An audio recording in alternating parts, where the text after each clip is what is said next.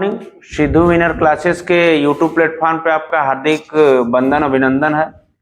आज का हमारा जो सेशन है हिंदी का है। हिंदी में हम लोग पढ़ रहे हैं समास और द्वंद्व समास के बारे में पढ़ें। ठीक है, द्वंद्व समास के बारे में आज जो हम लोग पढ़ते हैं और इसकी परिभाषा को समझते हैं। देखिए परिभाषा, जिस समासिक शब्द के दोनों पद प्रधान होते हैं। देखिए कोई समासिक पद होगा, उसमें दो पद होंगे, ठीक है, और दोनों पद वैल्यूएबल होंगे या प्रधान होंगे, ठीक है। तथा विग्रह करने पर और आ जाए, ठीक है, अथवा आ जाए, या आ जाए, या योजक चिन्ह आ जाए, ठीक है, लगता है उसे क्या कहते हैं बेटा? द्वंद्व समास कहते हैं। ठीक, अब देखिए द्वंद्व समास में एक और भी प्रक्रिया होती है कि दोनों पद विशेषण हो। दोनों पद कैसे हो? विशेषण हो, और दोनों पद संज्ञा हो। देखिए संज्ञा, सर्वनाम, विशेषण, ठीक है, क्रिया विशेषण, ये सब आना चाहिए आप लोगों को, और मौका मिलेगा तो हम पढ़ा भी देंगे।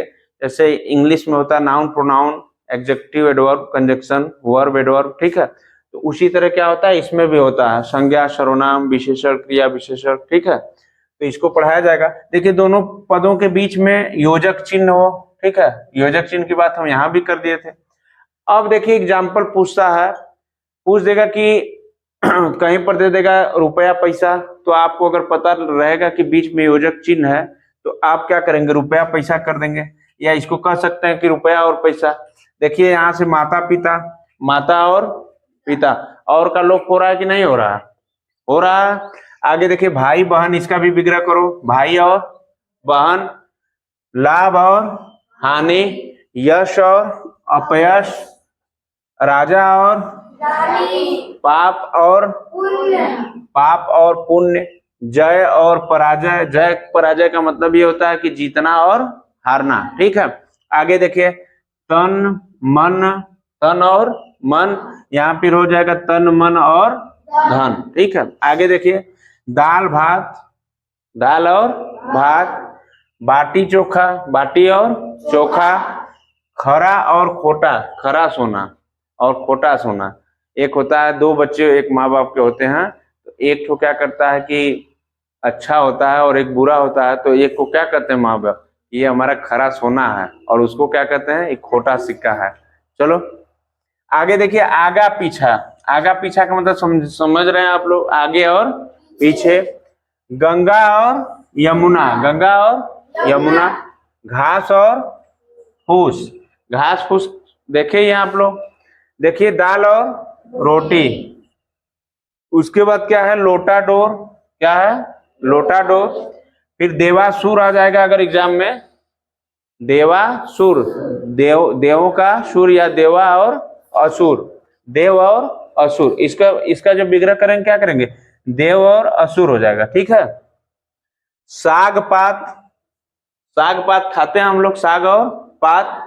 अगला है दीव रात्रि, ठीक है, दीव का मतलब होता है दिन और रात्रि का मतलब रात। आगे देखिए राम लक्ष्मण का मतलब होता है राम और लक्ष्मण। आगे देखिए ये क्या? धनुर्बाण, धनुष और बाण। अगर आपके बीच इतना आ जाए, ये सब एग्जाम का क्वेश्चन है, यूपीएससी लेवल के एग्जाम का क्वेश्चन है, इससे ज्यादा द्वंद्व समास में कुछ आते नहीं है, ठीक है। आइए हम लोग सीखते हैं कर्मधारय समास के बारे में। किसके बारे में जी? कर्मधारय समास के बारे में। द्वंद्व समास के बाद ये कर्मधारय समास है। देखिए जिस समास में पहला पद विशेषण, पहला पद क्या होता है बेटा? विशेषण, तथा दूसरा पद विशेष से होता है। दूसरा पद क्या होता है? विशेष से होता है, कर्मधारय समास कहलाता है। एक बार और परिभाषा को सुनेंगे, पहला पद विशेषण और दूसरा पद विशेष से होता है, कर्मधारय समास कहलाता है। गणितीय सूत्र के आधार पे देखिए इधर विशेषण है पहला पद, और दूसरा पद क्या है? विशेष है, क्या कहलाएगा? कर्मधारय समास। देखिए ये विशेषण क्या होता है? जो शब्द की विशेषता बतलाता है विशेषण कहलाता है, और जो इनकी तथा जिसकी विशेषता बतलाता है उन्हें विशेष कहते हैं। जिसकी विशेषता बतलाता है उसे क्या कहते हैं? विशेष कहते हैं। ये विशेषण की परिभाषा हो गई और ये विशेष की परिभाषा हो गई, ठीक। अब आगे आते हैं हम लोग, कुछ नोट हैं जो कि बहुत ही इंपॉर्टेंट है एग्जाम के लिए, जो इतना एक बार समझ लेगा लगभग एग्जाम के सारे प्रश्न कर लेगा। पहला है हमारा कर्मधारय समास किसी वस्तु की विशेषता बतलाता है। कर्मधारय समास किसकी विशेषता बतलाता है जी? वस्तु की। कोई भी वस्तु हो, पेन हो, कॉपी हो, या तमाम वस्तुएं है, फैन है यहाँ पे, ठीक है, टेबल है, तो किसी वस्तु को जब विशेषता बतलाएगा कि देखिए ये जो फैन है बहुत ही अच्छा चलता है, बहुत ही अच्छा चलता है, विशेषता बतला रहा है, तो क्या हो जाएगा? कर्मधारय समास। आगे आइए, इनका विग्रह करने पर जो कि प्राप्त होता है, ठीक है। विग्रह आप करेंगे, जैसे उसमें माता पिता में विग्रह कर रहे थे तो माता और पिता हो रहा था, तो द्वंद्व समास हो रहा था। उसी तरह विग्रह करने पर जो कि जब प्राप्त होगा, क्या प्राप्त होगा बेटा? जो कि, तो ये क्या हो जाएगा? कर्मधारय समास हो जाएगा। आगे, अलंकारी दृष्टि से यहाँ पर उपमा या रूपक अलंकार होता है। बेटा अगर अलंकार की बात होगी, कुछ अलंकार दे देते हैं और पूछता है कि कौन सा समास होगा, अगर रूपक अलंकार या उपमा अलंकार देखोगे कहीं भी उदाहरण उसका, तो ये कौन सा समास हो जाएगा? कर्मधारय समास। अलंकार भी आप लोगों को पढ़ाएंगे समास पढ़ाने के बाद, ठीक है।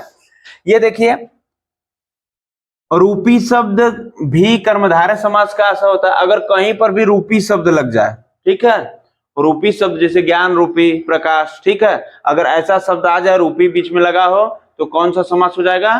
कर्मधारय समास, ठीक। आगे देखिए, समस्त रंगों के नाम, रंगों का नाम का पता है, समस्त रंगों के नाम विशेषण कहलाते हैं। जैसे हरा, नीला, सफेद, ये सब रंग है, तो रंगों के नाम क्या कहलाएंगे? विशेषण कहलाएंगे।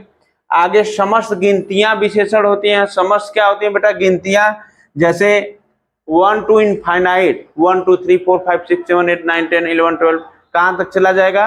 अनंत तक चले जाएंगे। समस्त गिनतियां क्या होती हैं? विशेषण होते हैं। और व्यक्ति का गुण क्या होता है? व्यक्ति का गुण विशेषण होता है। जैसे तुम्हारे गुणों का हम वर्णन करेंगे, जैसे कि नैतिक, पढ़ने में अच्छा लड़का है, ठीक है, जितना भी गुणों का बखान हम लोग करेंगे उसी को क्या कहते हैं? कर्मधारय समास, या इसके अंतर्गत विशेषण के रूप में हो जाता है, ठीक है। और कर्मधारय समास के उदाहरण में मैं बताया था कि देखिए नीलकमल, ठीक है, नीलकमल के बारे में ध्यान से देखना। मैं बोला कि सभी रंगों के नाम जो होते हैं विशेषण होते हैं। देखिए यहाँ पे नीला कमल है, तो ये देखिए विशेषण है, और ये कमल क्या है बेटा? संज्ञा है या विशेष है, ठीक है। तो नीलकमल हो गया। नील गाय, नील गाय है कि नहीं? Yes sir. नीला है गाय, है कि नहीं जी? Yes sir. काली मिर्च, ठीक है, मिर्च क्या है? काली है। ये देखिए नीलोत्पन्न, नीलोत्पन्न, महाराजा, महाराजा, महारानी, महान है जो कि रानी। मैं बताया था ना, जो कि जहां पे आएगा तो कौन सा समास हो जाएगा? कर्मधारय समास। आगे बढ़ते हैं, महाजन, ठीक है, महान है वो जन। महापुरुष, महान है पुरुष। सज्जन, भवसागर, ठीक है। और क्या होते हैं उदाहरण? सत्पुरुष, कापुरुष, कापुरुष मतलब कायर पुरुष, ठीक है। आगे देखिए, नवग्रह, नवयुवक, अधमरा, दीर्घायु, कोधाग्नि, ठीक है। उसके बाद क्या होता है? मृग नयनी, मृग के समान नयन, मृग के समान नयन। आगे देखिए, कमल नयन, कमल के समान, कमल के समान नयन किसी किसी का होता है ना, नेत्र जिसको बोलते हैं, आंख अच्छी लगती है, कमल किसके समान? कमल के समान। किसके समान? कमल के समान। तो कमल नयन हो गया। मृग नयनी का मतलब होता है मृग के समान नयन, किसी की आंख होती है, जैसे मृग हिरण की आंख होती है उस तरीके से, ठीक है, ये भी कर्मधारय समास। वारी जनयन, कलकत्ता, कल कलता, कल कलता। उसके बाद देहलता, कर्मधारय समास। गुरुदेव, कौन सा समास जी? गंगनागन, कौन सा समास? गंगनागन कौन सा समास? कटुक्ति, कौन सा समास? दही बड़ा, कौन सा समास? अब इसमें ये मत समझ लेना बेटा कि लगा योजक चिन्ह तो द्वंद्व समास को मार देना, इसको थोड़ा सा पढ़ लेना। दही बड़ा कौन सा समास होता है? कर्मधारय। शीतोष्ण कौन सा समास? लाल पीला कौन सा समास? दीनानाथ कौन सा समास? महात्मा कौन सा समास? महान है उनकी आत्मा, क्या कहलाता है? महात्मा। सधर्म, महाजन। कौन सा समास? अब आगे देखिए, नोट देखते हैं, इंपॉर्टेंट बहुत ही है। इंपॉर्टेंट क्या होता है? जब अंगों में विकार बढ़ जाए तो वहां पर कर्मधारय समास होता है। देखिए चीजों को समझिए।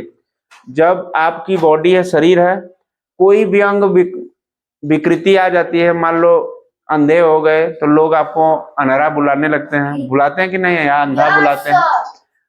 थोड़ा सा कहीं पैर में मोच आ गई या हाथ लग गई या टेढ़ा हो गया तो उसको लूला कहते हैं, लूला, लंगड़ा, ठीक है। और क्या कहते हैं जी?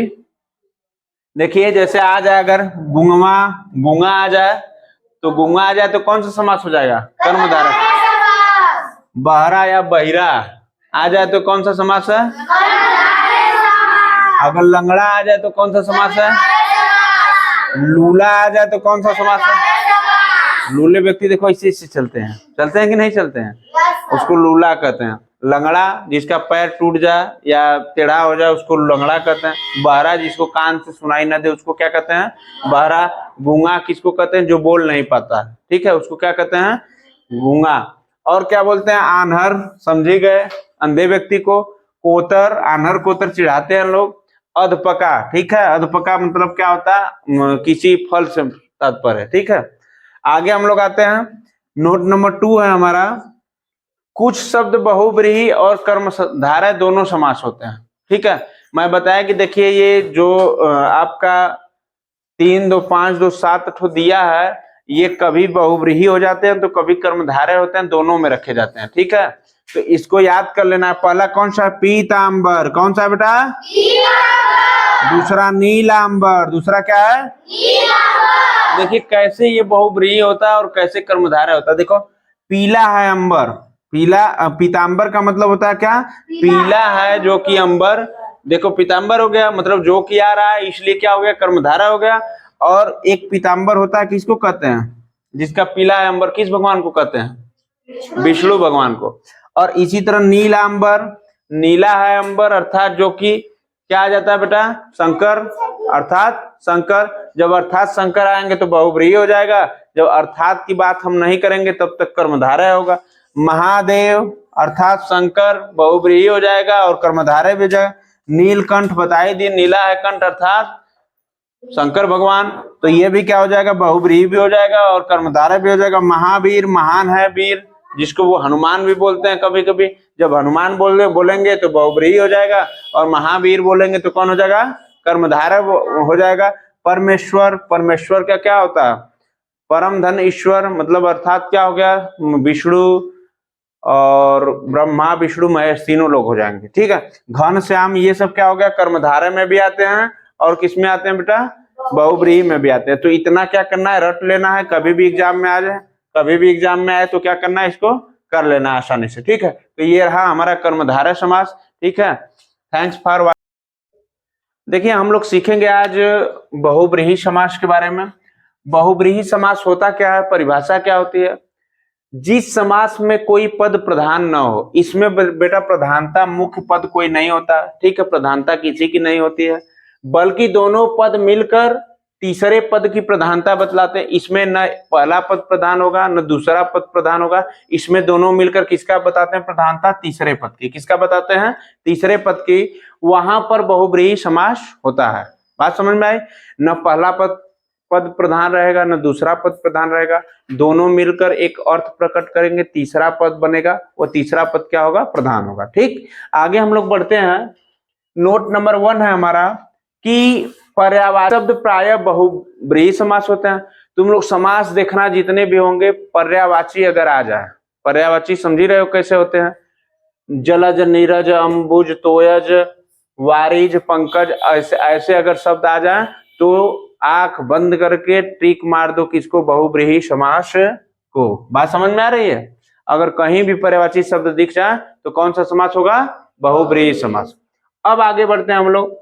नोट नंबर 2 हमारा, संख्याओं में आनन शब्द जुड़ने से बहुब्रीहि समास होता है। आनन शब्द, संख्या कोई भी रहेगी उसके बाद में आनन शब्द जुड़ जाएगा प्रत्यय की तरह, तो हमारा क्या हो जाएगा बेटा? बहुब्रीहि समास हो जाएगा। जैसे देखो यहाँ पे एक में आनन जुड़ा है कि नहीं जुड़ा है? एक प्लस आनन जुड़ने पर एकानन हो गया है। और एकानन कहते हैं किसको? गणेश जी को। आप आरती करते हो ना जब गणेश जी का, एकानन चतुरानन पंचानन करते हैं कि नहीं करते? तो एकानन किसका नाम है बेटा? गणेश जी का। अब चतुरानन का नाम भी लेते हैं उसी आरती में।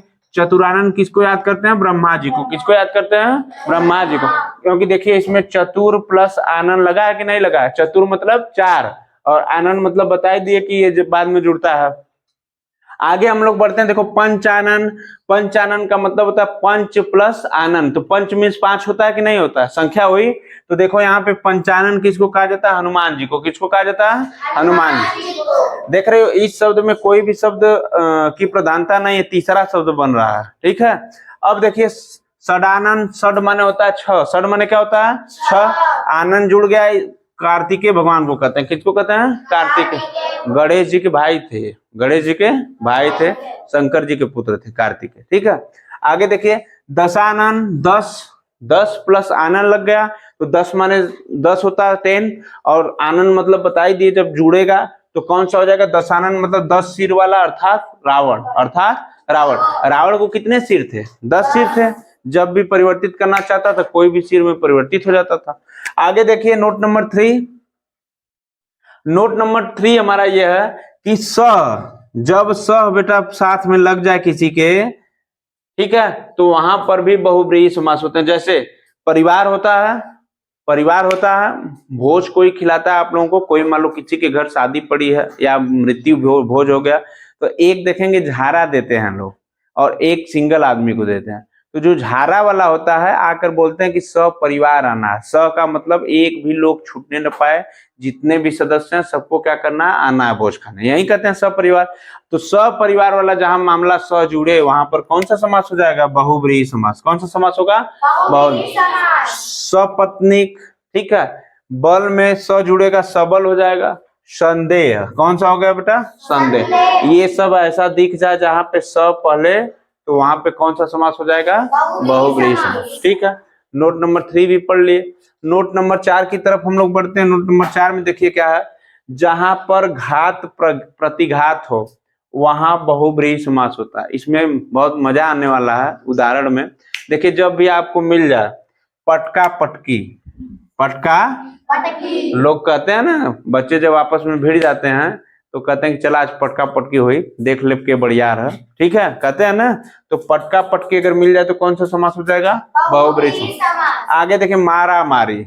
मारा मारी, हम सड़क से जात रही है वहां मारा मारी हो गल, कहते हैं ना। तो मारा मारी आ जाएगा तो कौन सा समास होगा? बहुव्रीहि समास। हाथापाई, ठीक है, हाथापाई। करण ने अर्जुन से क्या कर लिया? हाथापाई कर लिया। तो हाथापाई का मतलब क्या होगा? मारपीट नहीं होती है, बस लोग हाथ से, ठीक है, ऐसे ऐसे वजन करते हैं अपना, झगड़ा टाइप का। ठीक है, आगे देखिए जुत्तम जुत्ता। जब एकदम जूता चला जाए, जैसे मान लो कोई लड़की जा रही है बेचारी, अच्छी सी लड़की है, अपना जा रही है कहीं और पीछे से कुछ दुष्ट प्राणी बोली बोलते हैं कि नहीं बोलते हैं। अब वो लड़की को बुरा लग गया, अपना संडील निकाल के जुत्तम जुत्ता कर दी कि नहीं कर दी? जब जुत्तम जुत्ता कर ली तो ये कौन सा समास हो गया? बहुव्रीहि समास। कौन सा समास हो गया जी? बहुव्रीहि समास। आगे देखिए मुक्का मुक्की। जब एकदम मुक्का से झगड़ा हो जाए, इधर से भी 2 मुक्का लगा, उधर से भी 4 मुक्का, फिर इधर से 10 मुक्का, उधर से 20 मुक्का, तो मुक्का मुक्की जब हो जाए तो कौन सा समास? बहुव्रीहि समास। कौन सा समास जी? बहुव्रीहि समास। धक्का मुक्की, कहीं हम जा रहे हैं मान लो दर्शन करने, अभी देखिए हम गए थे विंध्यवासिनी देवी दर्शन करने, तो वहां पे खूब धक्का मुक्की चल रही थी। दर्शन करने के लिए भीड़ इतना थी कि लोग क्या करते थे, एक दूसरे को पीछे से धक्का दे रहे थे। तब पीछे वाला अगर मान लो कोई गुस्सा हो गया, वो मुक्का चला दिया, तो क्या हो गया? धक्का मुक्की हो गया।